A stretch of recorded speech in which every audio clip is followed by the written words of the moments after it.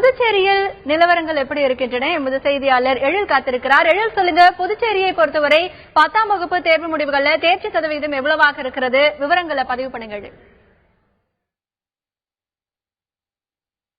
புதுச்சேரி மற்றும் காரைக்கால் பிராந்தியங்களில் கடந்த மார்ச் மாதம் நடந்து முடிந்த 10ஆம் வகுப்பு பொதுத் தேர்வுகள் சற்று நேரத்திற்கு முன்பு வெளியிடப்பட்டன.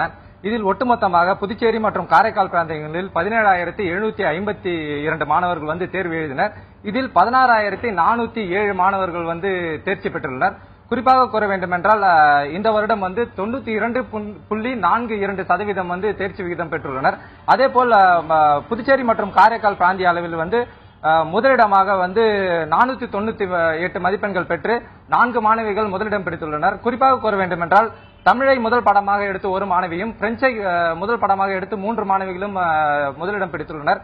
மேலும் 2ஆம் இடத்தை 497 மதிப்பெண்கள் பெற்று 18 மாணவர்கள் பிடித்துள்ளனர். அதேபோல் 3ஆம் இடத்தை 13 மாணவர்கள் 496 மதிப்பெண்கள் பெற்று 13 மாணவர்கள் 3ஆம் இடத்தை பெற்றுள்ளனர்.